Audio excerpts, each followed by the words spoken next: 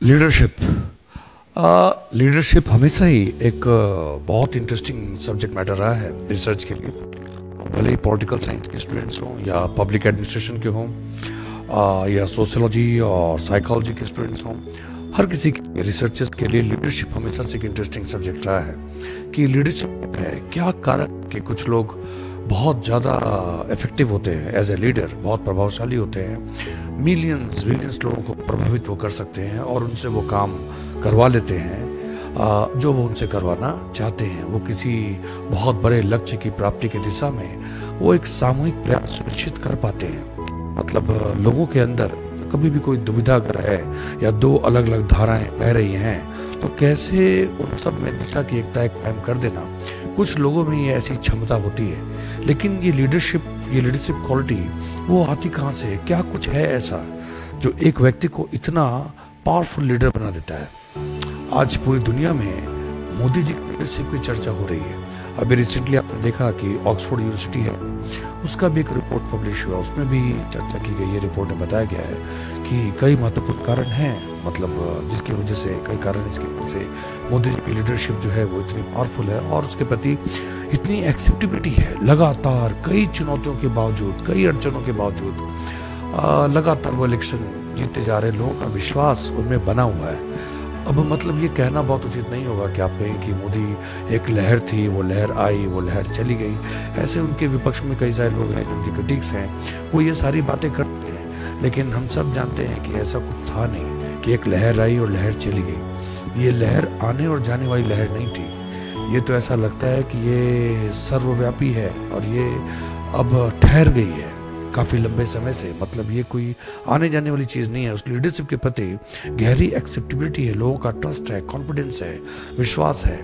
2-4 election यहाँ जीत गए या 2-4 इलेक्शन वहाँ हार गए, ये चीज़ें लगी रहती हैं, लेकिन ओवरऑल मतलब देखें तो भारत की विशाल जनता जो है, जनता जो है, उसका एक बहुत बड़ा भाग वो काफ़ी हद तक मतलब मोदी जी के प्रति बहुत ही लॉयल है, बहुत ही समर्पित है। तो आज देखते हैं एडमिनिस्ट्रेशन, पॉलिटिकल साइंस के स्टूडेंट्स भी देखें और बाकी लोग भी कि आखिर क्या कारण है मोदी जी की लीडरशिप में, वो कौन सी बात है। तो यहाँ पर आपने देखा कि इसमें कई कुछ इंपॉर्टेंट पॉइंट्स जो है वो आइडेंटिफाई किए गए हैं। एक ही स्लाइड में सबको डाला गया है तो इसको जरा हम लोग डिस्कस करते हैं कि मोदी जी की लीडरशिप में वो क्या बात है जो दूसरों में नहीं है, जो उनको भीड़ से अलग करती है। लाख कोशिशों के बावजूद साजिश, देश के अंदर देश के बाहर बैठे कई लोग ऐसे हैं जो सब मिलकर साजिश करते हैं, लेकिन फिर भी मोदी को हराना इतना आसान काम नहीं है। उसका कारण ये है कि वो उनकी जो लीडरशिप में बहुत ही गहराई है और उनके साथ पॉपुलर सपोर्ट है। वो भी सपोर्ट मतलब शॉर्ट टर्म टाइप का सपोर्ट नहीं है, मतलब लोगों का काफ़ी विश्वास है, लोगों की काफ़ी विश्वास है, काफ़ी आस्था है कि नहीं मोदी जी अगर है तो कुछ भी होगा बेहतर ही होगा। जो भी डिसीजन वो लेंगे, कठोर से कठोर निर्णय भी लेंगे तो वो एक बेहतर निर्णय ही होगा। आइए देखते हैं मोदी जी की लीडरशिप, कुछ पॉइंट्स हम लोग आइडेंटिफाई किए हैं हमने कि किस कारण से मोदी जी जो है इतने पावरफुल लीडर हैं। तो पहला उसमें आप देखिएगा Modi's leadership, left hand side में जो है उसके नीचे लिखा है इम्पर्सनल फीचर्स मतलब ये होगा आपके निर्वैयक्तिक जो विशेषताएं हैं जो, ठीक है। और उसके बगल में देखिएगा पर्सनल फीचर्स है। तो हम लोग पॉइंट नंबर 1 इम्पर्सनल फीचर्स देखिए, पॉइंट नंबर 1 से हम लोग चालू करेंगे। लेफ्ट साइड में पॉइंट नंबर 1 क्लियर विजन, उसके बाद है मिशन ड्रिवन अप्रोच, तीसरा है डेवलपमेंट ओरिएंटेड अप्रोच, चौथा है change oriented approach, then fifth है strong political will, balanced approach. उसके बाद 7th पॉइंट देखिएगा integral view of subject matter, ठीक है। 7वां, फिर 8वां है मैनेजमेंट ओरिएंटेड पॉलिटिकल लीडरशिप, 9वां है zero corruption and high level of public trust, 10th institutionalisation of progressive ideas, 11th development based on capacity building and creation of opportunity, then 12th है mutually reinforcing actions, 13th है full scope of governance in practice. अभी सिर्फ points हम पढ़ रहे हैं, बाद में उसको एक्सप्लेन करेंगे, ठीक है। फिर है आपके 14th independent foreign policy and improved security profile, then 15th है initiator of change and development, 16th enterprising and dynamic government, 17th है leadership embedded in culture, 18th technology an instrument of technology as an instrument of democratization. फिर है 19th integrative view. उसके बाद 20 proactive leadership and 21 जो है global leadership through positive intervention. ये आपके हो गए 21 पॉइंट्स। इसके ऊपर देखिए 17 के ऊपर चलिए, वहां पर 25th पॉइंट नेशन फर्स्ट और 24th रेजिलिएंट लीडरशिप, 23rd जो है sensitive to vulnerable sections of society और 23 हो गया 24, 25। तो नीचे से अगर आप आए 22 में pro corporates and pro common people और 23 में sensitive to vulnerable section of society, 24th resilient leadership and 25th है नेशन फर्स्ट। ये आपके हो गए इम्पर्सनल फीचर्स, इम्पर्सनल निर्वैयक्तिक, जो उनके सरकार और व्यवस्था से जुड़े हुए हैं। सबसे पहले आप देखिएगा क्लियर विजन मतलब मोदी जी की जो लीडरशिप है, गवर्नमेंट की जो लीडरशिप है, वो विजन के मामले में बिल्कुल क्लियर है। आप मोदी जी को क्रिटिसाइज कर सकते हैं, मोदी गवर्नमेंट को आप क्रिटिसाइज कर सकते हैं एक या अन्य मैटर पे कि इस लॉ और उस लॉ के ग्राउंड पे या पॉलिसी आपको कोई अच्छी लगे या नहीं लगे, लेकिन उनके क्रिटिक्स भी ये बात नहीं बोल पाएंगे कि जो मोदी जी की जो लीडरशिप है, जो उनका गवर्नेंस है, गवर्नमेंट है, मोदी गवर्नमेंट का कोई क्लियर विजन नहीं है, ये आप नहीं बता सकते। उनका विजन बिल्कुल क्लियर है कि आज से 10 साल बाद, 20 साल बाय 2047, अगर वो कहते हैं कि बाय 2047 भारत एक डेवलप्ड नेशन होगा, तो ऐसा लगता है कि उनका विजन जो है उस विजन की दिशा में ही वो काम कर रहे हैं। चाहे वो आज पब्लिक हेल्थ हो या इंफ्रास्ट्रक्चर हो या एजुकेशन हो या देश की सिक्योरिटी हो, आप अलग अलग डिफरेंट ट्रेड, कॉमर्स, बिजनेस आप देखेंगे, फॉरेन पॉलिसी या defence policy, scientific and technological developments, हर क्षेत्र में जिस ढंग से बदलाव और परिवर्तन तेजी से हो रहे हैं, उसका ऐसा लगता है कि उनका विजन जो है वो काफ़ी क्लियर है। ही नोज मतलब मोदी गवर्नमेंट इवन क्लियर है कि 5 years और 10 years डाउन द लाइन वो कैसा भारत देखना चाहते हैं, और $5 trillion इकॉनमी होगी कि $10 trillion इकॉनमी होगी, वो कंफ्यूजन में नहीं है। उनको पता है कि आने वाले समय में उन्हें कहाँ जाना है और उसी दिशा में वो धीरे धीरे मूव कर रहे हैं। दूसरा एक mission driven approach. Modi government को एक ऐसी गवर्नमेंट नहीं है जो लॉ, रूल्स, रेगुलेशन, पॉलिसीज की बंदिश में रहे। कहने का मतलब कि लॉ, रूल्स, रेगुलेशन, पॉलिसीज हैं, लेकिन वो ऑब्सेस नहीं है। उनका फोकस जो है वो अल्टीमेट गोल और ऑब्जेक्टिव्स पे है, वेलफेयर, डेवलपमेंट, सिक्योरिटी, उस पे फोकस उनका है। और आवश्यकता पड़े तो इसके लिए कोई भी पॉलिसी या लॉ वो चेंज करने से हिचकते नहीं है। और एक मिशन ड्रिवन अप्रोच है। Focus is less on law, rules and regulations, focus is more on the goals and objectives to be accomplished. एक मिशन के साथ वो काम कर, is not only for the heck of it.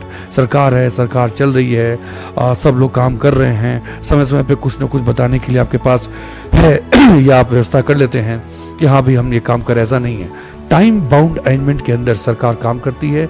आपने देखा सरकार ने ऐसी ऐसी व्यवस्था कर रखी है, तो गति शक्ति जो आपकी जो व्यवस्था उसके अंदर एक ऐसे सारे प्रोजेक्ट्स और प्रोग्राम्स अगर को कैसे इंटीग्रेट किया जाए, इंफ्रास्ट्रक्चर डेवलपमेंट कैसे इंटीग्रेटेड इंफ्रास्ट्रक्चर हो, कैसे प्रोजेक्ट्स जो है उसको कैसे प्रोजेक्ट्स को एक्सपीडिटियसली उसको खत्म किया जाए, उसको तेजी दी जाए, ठीक है। तो कम से कम टाइम में with the list of time, money, energy project has to be completed. मतलब इनपुट कम से कम और आउटपुट अधिक से अधिक। सो अधिकतर प्रोजेक्ट उनके टाइम बाउंड होते हैं और टाइम के अंदर ही कंप्लीट हो जाते हैं। तो गवर्नमेंट एक मिशन के साथ काम कर रही है। केवल काम करना एक बात है और मिशन के साथ काम करना अलग बात है। मतलब आपका एक गोल ओरिएंटेड अप्रोच है। गोल ओरिएंटेड अप्रोच, गोल है उसको अकॉम्प्लिश करना है और टारगेट है, और उस टारगेट को ध्यान में रखते हुए वैसे ही आपने सारी चीज़ों को बहुत अच्छी तरीके से, सारे एक्टिविटीज़ को, सारे इंस्टीट्यूशंस को, फंक्शंस को आपने बहुत अच्छी तरह से ऑर्गेनाइज कोऑर्डिनेट किया है। उसको बोलते हैं mission driven approach. Then development oriented approach, मतलब विकास जो है, डेवलपमेंट सेंटर पे है, बाकी सारी चीजें उसके आसपास है। यही डिफरेंस है कि मोदी जी की पॉलिटिक्स में और विपक्ष की पॉलिटिक्स में। विपक्ष का क्या है कि मोदी को हटाना है, इस सरकार को, उनका सारा फोकस इस पे है कि मोदी को हटाना है, इस गवर्नमेंट को हटा करके अपनी सरकार बनानी है। लेकिन सरकार बनानी है क्यों, कौन सा विजन आपका है, क्या करेंगे, वो काफी उनके आइडियाज बिल्कुल भी क्लियर नहीं है। हम ऐसा करेंगे, गरीबी खटाखट, एक राहुल गांधी है जो वो कहते हैं कि हम गरीबी जो है खटाखट मिटा देंगे, अकाउंट में पैसा ट्रांसफर कर देंगे, गरीबी तो यूं देखते मिटा देंगे। मतलब कि ऐसी बचकानी बातचीत है, वहाँ बिल्कुल भी क्लैरिटी नहीं है। लेकिन मोदी गवर्नमेंट जो है उसकी काफ़ी क्लियर, अगर वो पॉलिटिक्स भी करती है, इलेक्शन जीतने के लिए वो पॉलिटिकल एक्यूमेन, वो शार्पनेस चाहिए, आपको अलायंसेस बनाने होते हैं, कुछ तीखी तीखी बातें भी करनी होती है, थोड़ा वोट पोलराइजेशन भी होता है, ये सारी चीज़ें सारी पॉलिटिकल पार्टीज करती हैं। लेकिन मोदी गवर्नमेंट का फोकस डेवलपमेंट को पावर इसलिए चाहिए चाहिए, क्योंकि उनके पास एक विजन है, एक मिशन है, वो डेवलपमेंट करना चाहते हैं। उनको पता है कि विकास जो है उसकी दिशा किस तरफ होनी चाहिए और कैसे इसको एक्सरसाइज करना है, कैसे इसको एग्जीक्यूट करना है वेरियस प्रोग्राम्स और प्रोजेक्ट्स को। तो vision, ideas, plan, policy, project, program सब में काफ़ी हद तक क्लियर है।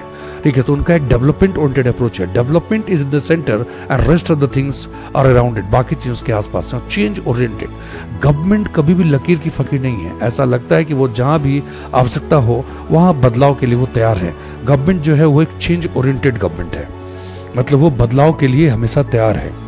बदलाव के लिए कि अभी एग्जिस्टिंग स्टेट ऑफ अफेयर्स है, अगर वो बहुत ज़्यादा सेटिस्फैक्ट्री नहीं है, उससे बेटर परफॉर्मेंस नहीं हो रहा, तो उसे चेंज किया जाए। Strong political will, strong political will, political will का मतलब किस हद तक आप एडवर्स सिचुएशन को या कॉन्ट्ररी इम्पल्सेस को भी आप ओवरकम कर जाते हैं।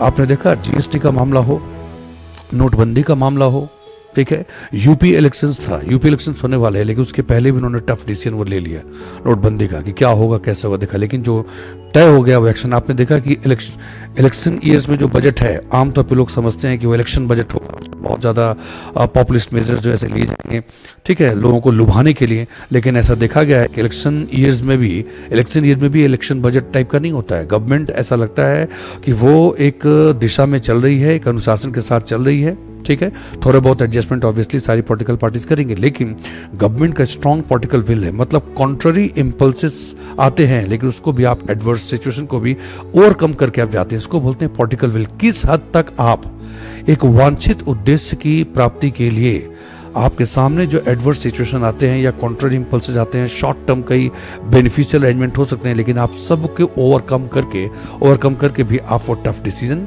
लेते हैं। मतलब ये एबिलिटी आपके अंदर होनी चाहिए। इसको बोलते हैं स्ट्रॉन्ग पॉलिटिकल विल, कि बहुत हंगामा होगा, बहुत अपोजिशन सब होगा, लेकिन सरकार को जो करना है सरकार वो करेगी। विपक्ष की बात हम सुनेंगे, सब बात ठीक है, लेकिन जो सही है सरकार स्पष्ट है कि ये होना चाहिए तो सरकार वो करेगी और सरकार को डरना नहीं चाहिए। तो इस ढंग का स्ट्रॉन्ग पॉलिटिकल विल गवर्नमेंट में जाता है, वो जिस टारगेट को तय करते हैं आमतौर पर उसको अकॉम्प्लिश कर लेते हैं। चाहे वो आप देखेंगे कि राम मंदिर का मामला हो और या फिर यूनिफॉर्म सिविल कोड का मामला हो, एक आध स्टेट में, 2 स्टेट में लागू हो चुका है, धीरे धीरे सरकार उस तरफ मूव कर ही रही है। सरकार वन नेशन वन इलेक्शन की तरफ बढ़ रही है। सरकार वक्फ बोर्ड से रिलेटेड जो खामियां हैं उसको भी दूर करेगी। तो ऐसे पॉलिटिकल विल, मतलब गवर्नमेंट को उस पॉलिटिकल विल के लिए जाना जाता है, जैसा वो कहते हैं वैसा करने की संभावना, मतलब काफी हद तक कंजंक्शन है कि सरकार जो कहती है और तय करती है और सरकार जो करती है। हर जगह बिल्कुल पिक्चर परफेक्ट नहीं है, लेकिन फिर भी पुरानी सरकारों की तुलना में काफी बेहतर स्थिति इस मामले में है। प्लस इस गवर्नमेंट जो है, मोदी जी की लीडरशिप जो है, ये गवर्नमेंट की जो लीडरशिप है, इसकी एक अच्छी बात है, इसका बहुत ही बैलेंस्ड अप्रोच है। बैलेंस्ड अप्रोच कहने का मतलब ये कि वो जानते हैं कि कैसे 2 एक्सट्रीम्स के बीच में अपने को बनाए रखना है। मतलब जब भी आप एक्सट्रीम्स पे जाते हैं तो लंबे समय तक सर्वाइव नहीं कर पाएंगे। तो उनका बजट आप देखिएगा, उनकी पॉलिसी आप देखिएगा, ओवरऑल गवर्नमेंट की फंक्शनिंग देखिएगा, तो उसके बीच में बहुत सुंदर बैलेंस है। वो एक तरफ मॉडर्निटी की तरफ भी बढ़ेंगे, साइंटिफिक एंड टेक्नोलॉजिकल डेवलपमेंट्स हो रहे हैं, फिर AI और चैट जीपीटी और IT से रिलेटेड जो चीज़ें हैं, e governance, digital infrastructure, digital payment, सब उस तरफ बढ़े। सरकार एक तरफ मॉडर्निटी की तरफ बढ़ रही है, लेकिन दूसरी तरफ सरकार जो आइडियोलॉजिकल फंक्शंस को नहीं भूलती, अपने ट्रेडिशन को नहीं भूलती, अपने कल्चर, अपनी संस्कृति को नहीं भूलती, उसको साथ लेके चलती है। मतलब मोदी गवर्नमेंट की जो लीडरशिप है उसमें ये समझ है कि विकास जो है, विकास की जड़ अपनी संस्कृति, अपने संस्कार से जुड़ी होनी चाहिए। अपनी सामाजिक और आर्थिक सांस्कृतिक व्यवस्था, ऐतिहासिक धरोहर, इन सब को साथ लेके चलने का नाम विकास है। विकास का मतलब केवल GDP, GNP और per capita income, industrial growth और वो सब नहीं है। आप इसके साथ साथ, वो आवश्यक है, लेकिन उसके साथ साथ अपनी इस महान देश की, इस महान संस्कृति, हमारी ऐतिहासिक धरोहर, उनको भी साथ लेकर चलना है। आने वाली जनरेशन के बारे में भी सोचना है। इसलिए सरकार कई तरह के आइडियोलॉजिकल फंक्शंस भी करती है। सरकार लोगों के धार्मिक जीवन को भी सकारात्मक रूप से प्रभावित करती है। तो ये एक ट्रेडिशन और मॉडर्निटी दोनों को साथ लेके चलना। सरकार के बजट में, सरकार के आप देखेंगे डिसीजंस में, फैक्ट्स और वैल्यूज दोनों के बीच बहुत ही अच्छा बैलेंस है। ये सरकार जो है, आप देखिएगा मोदी गवर्नमेंट में जो एडमिनिस्ट्रेशन है वो लार्जली फैक्ट बेस्ड एडमिनिस्ट्रेशन है। काफ़ी हद तक आप एडमिनिस्ट्रेशन जो है उसको बिल्कुल आप आईटी की मदद से आप तेजी से ई गवर्नेंस की तरफ बढ़ रहे हैं। अब अधिकतर चीज़ों के लिए, अधिकतर सेवाओं के लिए आपको अब दफ्तरों के चक्कर, सरकारी दफ्तरों के चक्कर नहीं लगाने हैं, आपके मोबाइल फ़ोन पर सारी चीज़ें अवेलेबल हैं। तो फैक्ट सेंट्रिक एडमिनिस्ट्रेशन जहाँ होना चाहिए वहाँ पर फैक्ट सेंट्रिक एडमिनिस्ट्रेशन है। वहाँ पर जो बाबू हैं या अधिकारी हैं, अब उनके मनमाने तौर पे जैसे पहले काम करते थे उसकी संभावना धीरे धीरे वो कम होती जा रही है जैसे से आप टेक्नोलॉजी का उपयोग कर रहे हैं। और ये सरकार वैल्यू सेंट्रिक डिसीजन भी लेती है। वो महिलाओं के लिए बहुत सारे काम करती हैं, महिलाओं के कल्याण के लिए करेगी, वो लोगों को शौचालय भी देंगी, वो आवास योजना के तहत लोगों का आवास भी देंगे। कई सारे मैटर्स ऐसे हैं, वो उनको वो अब गैस चूल्हा हो या सिलेंडर हो वो भी उनको मिलेगा। बच्चों के लिए सरकार करेगी, तो कभी बच्चियों के लिए, कभी बच्चों के लिए, वृद्ध लोगों के लिए, रिटायर्ड लोगों के लिए, ऐसे कई तरह के सरकार कदम उठाती है। मतलब सोशल लेजिस्लेशन और सोशल एडमिनिस्ट्रेशन वो भी सरकार का काफ़ी स्ट्रांग है, काफ़ी अच्छा है। मतलब कई सारे डिसीजंस ऐसे हैं जो वैल्यू सेंट्रिक डिसीजंस हैं। किसानों की मदद के लिए सरकार आएगी, मजदूरों के लिए कुछ करेगी, ठीक है, बहू बेटियों के लिए, महिलाओं के लिए, बच्चियों के लिए, समाज का जो शोषित वर्ग है, schedule caste, schedule tribes, OBC, ऐसे जो कम्युनिटी के लोग हैं, उन सब के लिए भी सरकार बहुत कुछ ऐसे कदम उठाती है। तो फैक्ट्स और वैल्यूज, उन दोनों के बीच में बहुत ही सुंदर बैलेंस है। लॉन्ग टर्म और शॉर्ट टर्म गोल सरकार के होते हैं। एक तरफ सरकार से पूछेंगे तो सरकार का विजन अगले 10-20 साल तक के लिए क्लियर है कि 2047 तक देश को एक विकसित राष्ट्र होना है। लेकिन उस लॉन्ग टर्म विजन को एग्जीक्यूट करने के लिए आपको शॉर्ट टर्म में कैसे सारी एक्टिविटीज को ऑर्गेनाइज करना पड़ेगा। अगर आपको 50 मील की यात्रा अगर करनी है तो आपको शॉर्ट टर्म में भी गोल्स तय करने पड़ेंगे ना, कि अल्टीमेट गोल है कि 50 मील की यात्रा करेंगे, लेकिन हर 2 मील के बाद या 5 मील के बाद कहाँ रुकेंगे, कहाँ ठहरेंगे, फिर कैसे अपने आप को फिर से रिजुविनेट करेंगे, कैसे फिर से अपने आप की एनर्जी को फिर से चार्ज अप करेंगे, रिसोर्स कैसे मैनेज करेंगे, उस यात्रा में कठिनाइयाँ आएंगी उसका सामना कैसे करेंगे। तो लॉन्ग टर्म और शॉर्ट टर्म गोल्स के बीच में सही बैलेंस करना, इसी को प्लानिंग बोलते हैं। और एक अच्छी लीडरशिप जो होती है, लीडरशिप जिसमें दूरदर्शिता हो, उसमें यह होना ही चाहिए कि शॉर्ट टर्म और लॉन्ग टर्म गोल्स के बीच में बहुत सुंदर कोऑर्डिनेशन होना चाहिए। कोऑर्डिनेशन सीक्वेंशियल अरेंजमेंट होना चाहिए। मतलब शॉर्ट टर्म में 2 साल या 5 साल में जो आप अचीव करते चले जाते हैं, एक रिदमिक तरीके से जो कुछ आप अचीव करते हैं वही लास्ट में अल्टीमेट गोल्स को अकॉम्प्लिश करने में आपकी मदद करता है। तो ये सरकार का जो है आप देखेंगे मोदी गवर्नमेंट में ये चीज़ें बहुत अच्छी हैं। लॉन्ग टर्म और शॉर्ट टर्म गोल्स दोनों के बीच बहुत सुंदर एक सामंजस्य है। एक बजट को आप देखते हैं तो ऐसा लगता है कि वो बजट उस साल के लिए होता है, बजट तो एक फाइनेंशियल ईयर के लिए होगा, लेकिन ऐसा होता नहीं है। बजट के कंटेंट को अगर देखेंगे तो ऐसा लगता है कि वह एक लॉन्ग टर्म सरकार का जो विजन है या जो प्लानिंग है उसकी एक महत्वपूर्ण कड़ी है।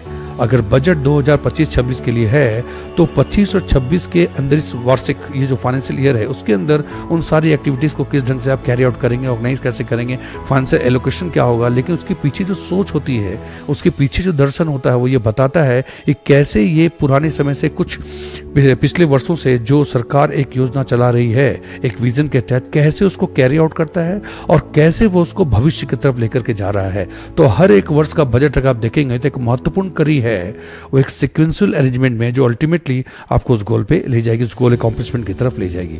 और सरकार बहुत अच्छा बैलेंस करना चाहती है। वो आइडियलिज्म और रियलिज्म, उसे पता है कि केवल परफॉर्मेंस करेंगे लेकिन पब्लिसिटी अगर नहीं होती है तो आम जनता जो है उसके विचार, आम जनता की सोच समझ, उन सबको ही प्रभावित करना जरूरी है। तो सरकार अगर परफॉर्म कर रही है तो सरकार उससे भी ज़्यादा तेज गति से वह जनता को समझाएगी कि उसने जनता के लिए क्या कुछ किया है, उसमें कुछ गलत नहीं है। हर एक ऐसी पॉलिटिकल पार्टीज हैं जो कुछ नहीं करती हैं तब पब्लिसिटी करती फिरती हैं। सामाजिक न्याय और आर्थिक न्याय और समाज के पिछड़े वर्गों के प्रति समर्पितता, हम ये करेंगे वो करेंगे। लेकिन एक सरकार ऐसी है जिसने वाकई बहुत काम किया है। ठीक है, सबको संतुष्ट करना हर समय संभव नहीं होता है। इतने बड़े देश में जहाँ 140 करोड़ लोग होंगे तो वहाँ कोई भी कार्यक्रम, योजना वगैरह आप लागू करते हैं तो लूप होल्स कहीं ना कहीं कुछ ना कुछ कमी होगी। लेकिन उन सबको देखते हुए अगर आप जरा विचार करें तो परफॉर्मेंस सरकार का बहुत अच्छा रहा है। तो ये गवर्नमेंट बैलेंस करती है, परफॉर्मेंस करती है, लेकिन ये नहीं कि बैठी है, वो पब्लिसिटी करना भी जानती है। और जो पब्लिसिटी करती है तो उससे वह लोगों के विचारों को, उनके ओपिनियन को, उनके दृष्टिकोण को प्रभावित करती है, वह सरकार की तरफ उन्हें लेकर के आती है। तो एक ट्रस्ट कॉन्फिडेंस बिल्डअप होता है और इससे सरकार को वो पॉलिटिकल पावर मिलता है जिस पॉलिटिकल पावर की मदद से ही वो अपने विजन को कन्वर्ट कर सकती है रियलिटी में। इलेक्शन जीतना भी बहुत जरूरी है, इसलिए परफॉर्मेंस अगर आपका अच्छा है तो बिल्कुल पब्लिसिटी भी वैसी होनी चाहिए। और पॉलिटिक्स और इकोनॉमिक्स दोनों के बीच का बैलेंस आप अधिकतर बजट में सरकार के देखेंगे कि कई निर्णय जो ऐसे लिए जाते हैं तो ऐसा लगता है कि इट इज बेस्ड ऑन, मतलब एक्सपर्टीज बेस्ड ऑन एक्सपर्टीज में कई बड़े बड़े अर्थशास्त्री हैं जो एक्सपर्ट्स हैं, उनके एडवाइस के बेसिस पे सरकार कुछ कठोर निर्णय भी लेती है। वो निर्णय इकोनॉमिक्स के सिद्धांत से प्रभावित होते हैं, और कई निर्णय ऐसे होते हैं बजट में, और करना भी पड़ता है, जो राजनीति से प्रेरित होंगे, क्योंकि समाज के एक बहुत बड़े वर्ग को भी आपको अपनी ओर आकर्षित करना है।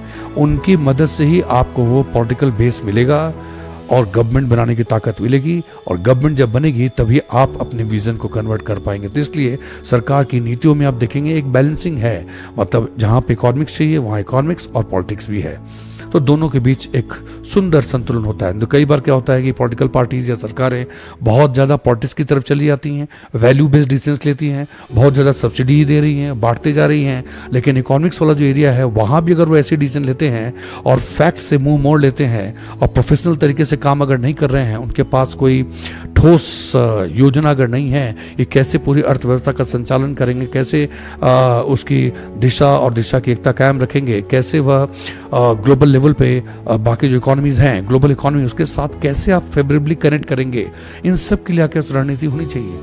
तो सरकार पे ऐसा लगता है कि मोदी जी की लीडरशिप में एक बैलेंस है पॉलिटिक्स और इकोनॉमिक्स। जब भी उनके पॉलिसीज को आप देखेंगे, फिस्कल पॉलिसी वगैरह, बजट वगैरह, तो उसके अंदर आपको ये बैलेंस नजर आएगा।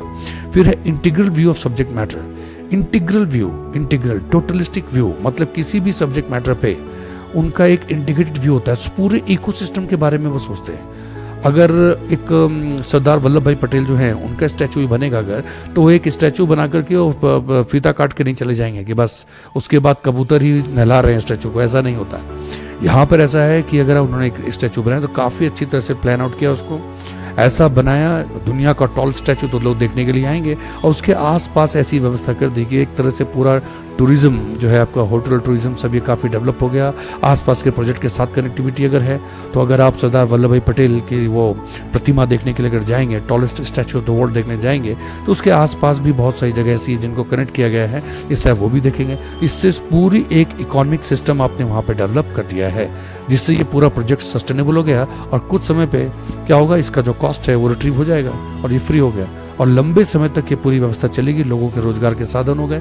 मतलब जो कोई भी प्रोजेक्ट अगर हो, कोई प्रोजेक्ट, वो सेल्फ सस्टेनिंग होना चाहिए, उसकी डिपेंडेंस सरकार पे बहुत कम होनी चाहिए, वो खुद उतना रिसोर्सेज जनरेट कर सके। ये सिर्फ एग्जांपल है, इस ढंग से कई तरह के सरकार के जो प्रोजेक्ट्स हैं उसके पीछे ऐसी सोच ही नजर आती है।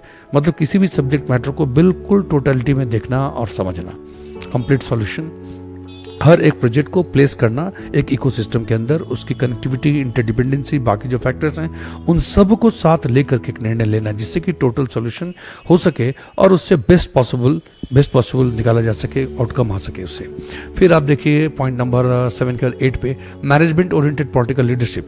मोदी जी की जो पॉलिटिकल लीडरशिप है, ये गवर्नमेंट की जो लीडरशिप है, ये मैनेजमेंट ओरिएंटेड। ऐसा लगता है कि कॉर्पोरेट वर्ल्ड की कुछ अच्छी बातों को उन्होंने इनकॉर्पोरेट कर लिया है। मिनिस्टर्स हैं, मिनिस्टर्स पहले भी थे, लेकिन आप सब लोग जानते हैं कि अब केंद्र सरकार में कोई मिनिस्टर अगर हैं तो उनका काम करने का तौर तरीका सब लोगों को पता है कि अगर आप परफॉर्म नहीं कर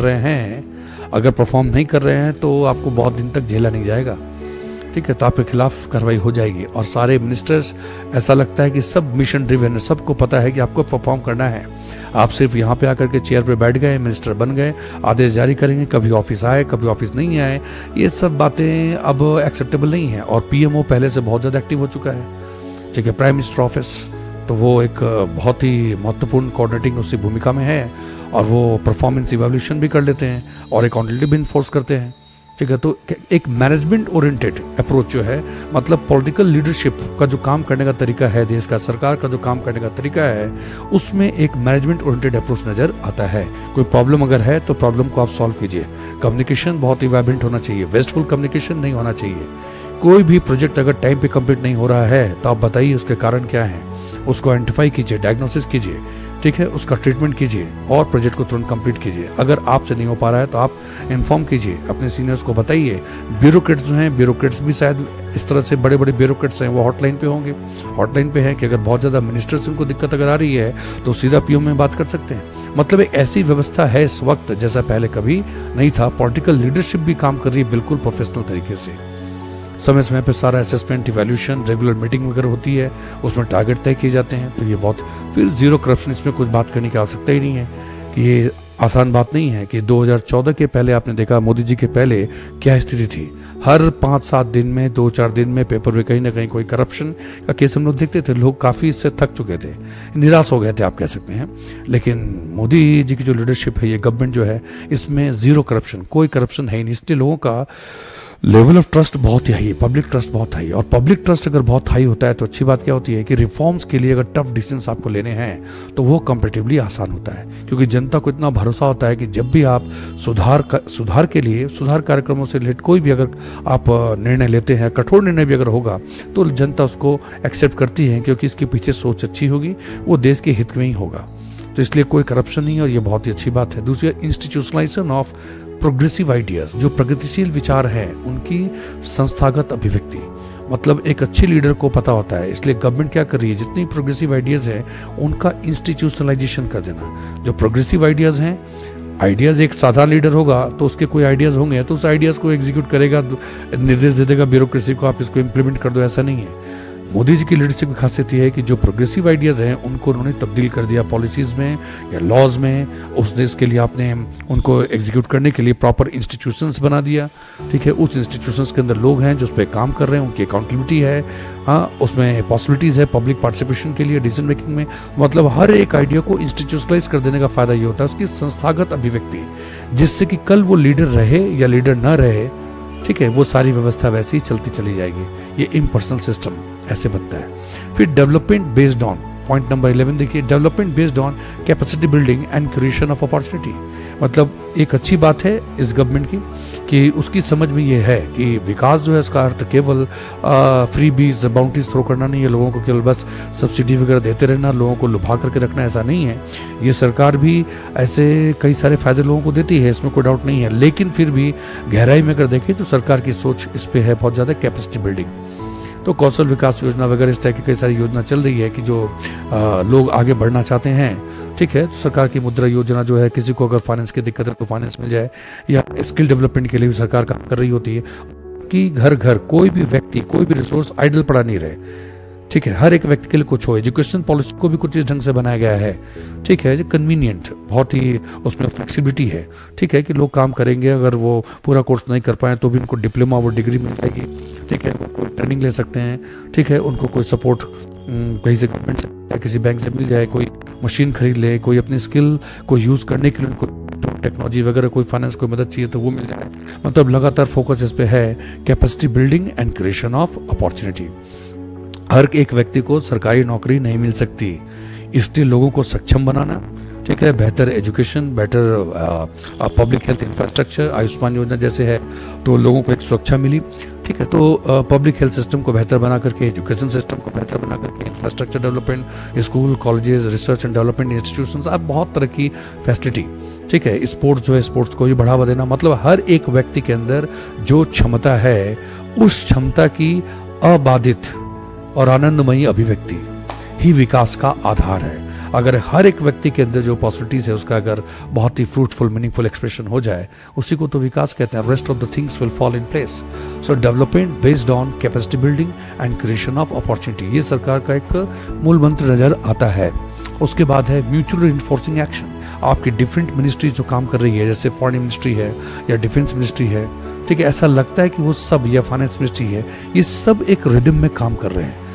मतलब ये कि जो आपके रक्षा मंत्री जो हैं वो अगर कहीं जाते हैं किसी डील को साइन करने के लिए, तो उसके लिए बहुत अच्छा माहौल आपके विदेश मंत्री बना चुके हैं। या विदेश मंत्री जो हैं वो कहीं जाते हैं तो उसके पहले रक्षा मंत्री जो है उनका काम वैसा है, या फाइनेंस मिनिस्ट्री का काम कुछ ऐसा है, या बाकी मिनिस्ट्रीज जो हैं जिसके दायरे में जो भी जिम्मेदारी है, सब इस ढंग से काम करते हैं कि वो एक दूसरे के लिए डिसेबिलिटी नहीं, एक दूसरे के लिए एक फैसिलिटेटिव रोल, अपॉर्चुनिटी पैदा करते हैं। मतलब म्यूचुअली रीइंफोर्सिंग एक्शन है। लगता है कि वो एक ऑर्केस्ट्रा जैसे होता है जिसमें सारे म्यूजिशियंस हैं जितने भी, तो वो सब आपस में कोऑर्डिनेशन में काम करते हैं। इसलिए गवर्नमेंट में बहुत साल बाद अब मोदी गवर्नमेंट में आपको ऐसा लगता है कि क्या सुंदर उनके बीच कोऑर्डिनेशन है। मतलब मोदी जी हैं तो उनके गवर्नमेंट की क्या क्रेडिबिलिटी है, उनमें वो जो लीडरशिप क्वालिटी जो होनी चाहिए एक लीडर में, प्राइम मिनिस्टर वो है।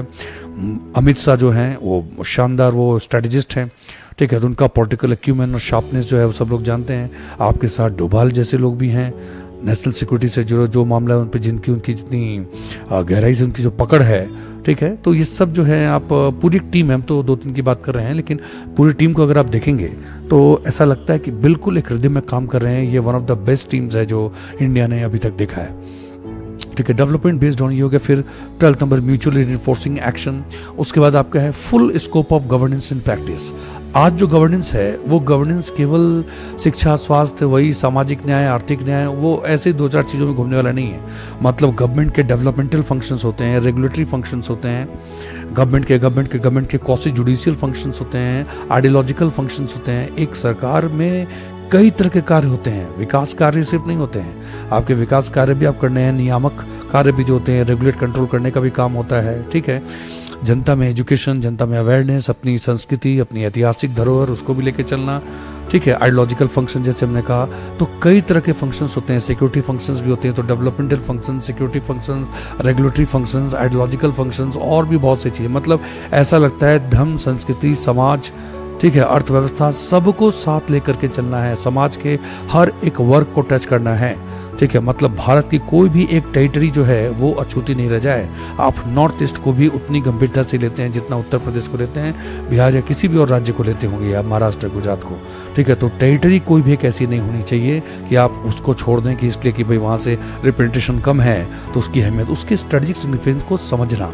और बात केवल स्ट्रेटेजिक सिग्निफिकेंस की नहीं है, वो हमारे लोग हैं, भावना की बात है। ये भारत पूरा एक परिवार है। इस परिवार तो नॉर्थ ईस्ट के लोग हों या फिर आपके वेस्ट इंडिया के लोग हों या नॉर्थ या साउथ, कहीं के भी हों, सब मिल करके भारत को एक परिवार बनाते हैं। तो कोई भी एक टेरिटरी का एक भी एरिया जो भारत का भिन्न अंग है वो छूटना नहीं चाहिए। जितने भी समाज में लोग हैं, अलग अलग वर्गों के, समुदाय के लोग हैं, उसमें से कोई छूटना नहीं चाहिए, समझ गए। तो सबको साथ लेकर के चलना, हर तरह के कार्य, मतलब रिलीजियन भी जो है, रिलीजियस और कल्चरल जो स्फीयर है वो भी गवर्नमेंट के टच से बाहर नहीं, गवर्नमेंट उसमें ही पॉजिटिव इंटरवेंशन करती है। तो इकोनॉमी, सोसाइटी, पॉलिटी, कल्चर, ये सब कुछ साथ लेकर के चलना, मतलब सरकार में ये मैच्योरिटी है, ये समझ है कि एक्चुअल में ये सब म्यूचुअली रिइंफोर्सिंग है। मतलब एक धर्म जो है, धर्म को गति मिलती है अर्थ से, और अर्थ जो है धर्म के बगैर वो भी बिना किसी काम का है, मतलब वो दिशाहीन हो जाएगा। जैसे एक पुरानी कहावत है, सब लोग जानते हैं कि religion without economy, religion without economic force can not survive for long. Religion without economic force cannot survive for long. An economy without religion will end up as a directionless enterprise. ठीक है। तो ये धर्म हो, संस्कृति है, ये समाज है, ये सब का एक ताना बाना है, एक पूरा एक इकोसिस्टम। आप उसको पॉजिटिव डायरेक्शन में भी ले आ सकते हैं, और उसको सरकार में अगर लीडरशिप क्वालिटी नहीं हो तो उसे नेगेटिव डायरेक्शन में ले आ सकती है। चीज़ें एक दूसरे के लिए बाधा भी पैदा कर सकती हैं, और ये सारी व्यवस्था उपव्यवस्थाएं मिल करके एक दूसरे को और ज़्यादा संतुलित और बेहतर बना सकती हैं। तो full scope of governance in practice वक्त हम लोग देख रहे हैं कि मतलब कि आपके प्रधानमंत्री ऐसे हैं जो पता चला कि वो कृष्ण भगवान का दर्शन करने के लिए वो पानी के नीचे सबमरीन से चले जाएंगे, द्वारकाधीश का दर्शन कर लेंगे, द्वारका जो नगरी पुरानी है आप वहाँ पहुँच जाएंगे, वो इसरो में भी आपको नजर आएंगे, ठीक है। तो इसरो में भी नजर आएंगे, और यहाँ समुद्र के नीचे भी नजर आएंगे, वो राम मंदिर में भी नजर आएंगे, ठीक है। तो आप कई तरह के फंक्शंस, कई तरह के, ठीक है। उससे कॉर्पोरेट वर्ल्ड है, उसके साथ भी इंटरेक्ट करते रहेंगे, उनके साथ भी इंटरेक्ट करेंगे, ठीक है। फिर ग्लोबल लीडर्स वगैरह आते हैं उनके, मतलब एक प्रधानमंत्री, उनका इंगेजमेंट जो है वो काफ़ी फैला हुआ है। ऐसा नहीं कि उन्होंने धर्म को छोड़ दिया, संस्कृति को छोड़ दिया, बस केवल इकोनॉमी को लेकर चल रहे हैं, पॉलिटिक्स को लेकर चल रहे हैं। तो राजनीति से लेकर के, पॉलिटिक्स से लेकर के, एडमिनिस्ट्रेशन से लेकर के, समाज के अलग अलग वर्गों के साथ उनकी बातचीत, मन की बात आप देखिए, महिलाओं से, बच्चों से, शिक्षकों से, वैज्ञानिक से, हर किसी के साथ कनेक्टेड, हर किसी के, और रिलीजियस लीडर्स हैं उनको भी सबको साथ लेके चलते हैं, सब टोटल। तो full scope of governance in practice. जैसे आप देखते हैं बड़े बड़े सेलिब्रिटी होते हैं, परफॉर्मर्स होते हैं, अच्छे अच्छे एक्टर्स, बॉलीवुड, हॉलीवुड की जब स्टेज परफॉर्मेंस जब वो करते हैं तो उनमें और आम लोगों में क्या फ़र्क होता है। जो बड़े बड़े स्टार्स हैं उनको पता है जब स्टेज पे परफॉर्म करने आते हैं तो वो चारों तरफ पूरी ऑडियंस को एंगेज कर लेते हैं। क्यों कि स्टेज अगर स्टेज 100 फीट का अगर है तो वो 1 इंच भी जगह छोड़ेंगे नहीं, इस कॉर्नर से उस कॉर्नर तक वो पूरा डांस करेंगे, एक एक चीज़ को यूज़ कर लेंगे, माइक तक को यूज़ कर लेंगे अच्छी तरीके से। उनको पता है एक चेयर जो है उसको भी ढंग से यूज़ कर लेंगे डांस में, मतलब वो पूरा फुल स्कोप जो है उसको विजिट करेंगे और सबको एंगेज कर लेंगे। यही एक अच्छे लीडर में भी होता है कि जो इतने ऊंचे पद पे हो, प्रधानमंत्री के पद पे, तो वो गवर्नेंस के फुल स्कोप को विजिट करे। फिर independent foreign policy and improve security profile, इसमें बताने की कोई आवश्यकता है नहीं ज़्यादा। फॉरेन पॉलिसी जो है उसकी तारीफ तो पूरी दुनिया में हो रही है कि मोदी गवर्नमेंट की जो फॉरेन पॉलिसी है वो इंडिपेंडेंट फॉरेन पॉलिसी है। वो इसराइल से पैलेस्टीन दोनों को साथ लेके चल सकते हैं, वो यूएसए और अमेरिका को जब साथ लेके चल सकते हैं। इंडिपेंडेंट किसी के दबाव में आने वाले नहीं है। अमेरिका, यूरोपियन कंट्रीज दबाव बनाते रह गए, कोई काम नहीं किया। वो रशिया के साथ जो हमारा संबंध है वो उसको लेकर चल रहे हैं और आज सब लोग ही उनके साथ हैं। वो सबको साथ लेकर चल रहे हैं, सबको। इंडिपेंडेंट फॉरेन पॉलिसी किसी के दबाव में नहीं है। भारत की विदेश नीति कोई एक कंट्री, कोई अमेरिका, यूरोप ये मिलकर तय नहीं करेंगे। और ऐसा ही शानदार उनको विदेश मंत्री मिले हैं। देखिए उन्होंने कैसे वेस्ट को सही जगह पे लाके खड़ा कर दिया, सही सही समय पे सही जवाब देकर उनकी कई सारी भ्रांतियां उन्होंने तोड़ दी है। ऐसा फॉरेन मिनिस्टर हम लोगों ने कभी नहीं देखा। ठीक है, तो इंडिपेंडेंट फॉरेन पॉलिसी यानी इंप्रूव सिक्योरिटी प्रोफाइल, आज देख लिया आर्मी, नेवी, एयरफोर्स सब लगातार एक अपवर्ड मूवमेंट है, अपवर्ड मूवमेंट है। ठीक है, तो इंडियन एयरफोर्स है और लगातार उसकी ताकत बढ़ती जा रही है। वो नेवी हो या वो आर्मी हो, तो हर तरीके से हर तरह की मदद मिल रही है। आपने देखा कि उसका डेमोन्स्ट्रेशन भी आपने देखा कि क्या शानदार प्रिसीजन के साथ वो स्ट्राइक, वो बालाकोट स्ट्राइक हो और या फिर आपका सर्जिकल स्ट्राइक हो, तो ये तो जो हम लोग की नज़र में आए। और बहुत सारी ऐसी घटनाएं हुई होंगी, हर बात सामने नहीं आती है डे टू डे लाइफ में। तो उनके काम करने का तौर तरीका वगैरह आप देखिए कि बॉर्डर्स हमारे पहले से कहीं ज़्यादा सुरक्षित हैं। ठीक है, इंडो चाइना बॉर्डर जो आपने देखा कि चाहे डोकलाम हो या फिर गलवान हो, वहाँ पर कैसे भारतीय सेना मजबूती से डटी रही।